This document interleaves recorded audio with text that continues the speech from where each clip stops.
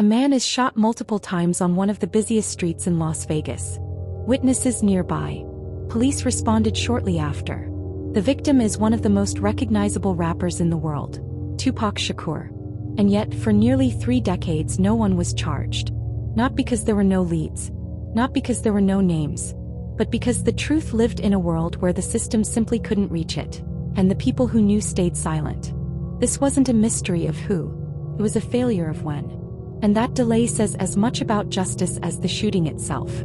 Imagine this: a public drive-by in a tourist city, caught in the shadow of the Strip. Hours of potential evidence. Multiple people are believed to have been in the shooter's car. And still, the case sits unresolved for 27 years. Why?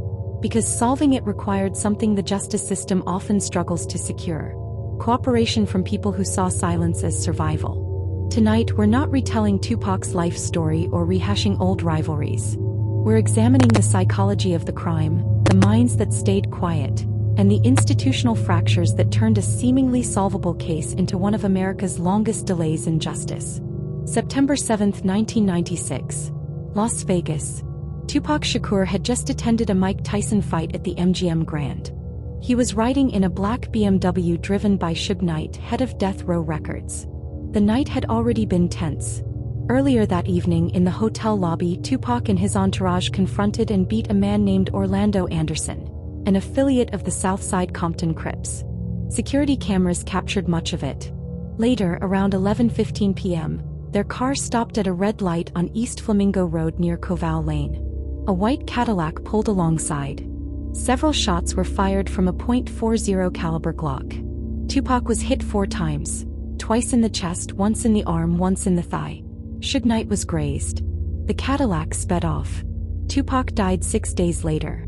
On the surface, it looked like a classic gang retaliation, swift, public, and personal.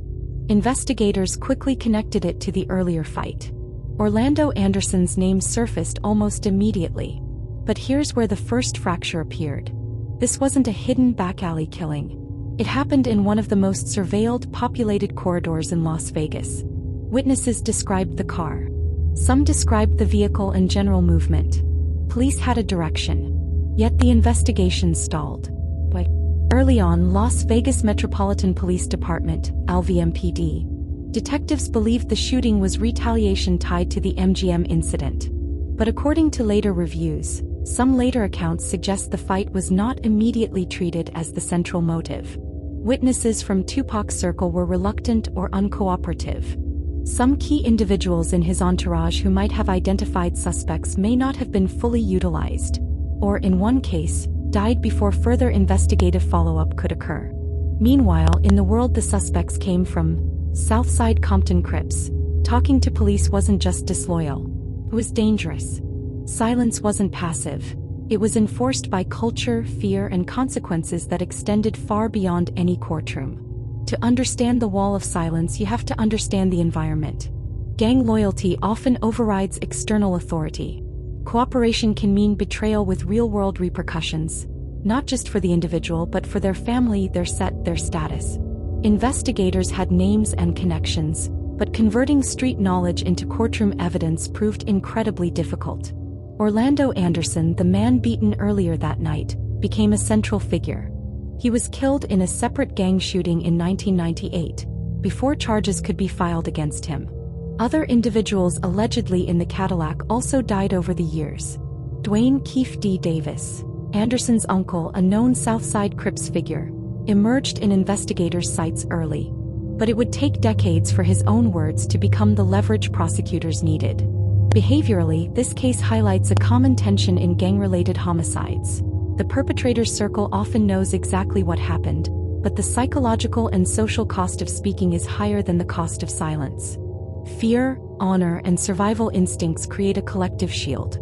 This is where the justice system's own limitations became visible. Las Vegas police had leads, interviews, and a timeline pointing towards specific people. But they faced procedural and relational challenges.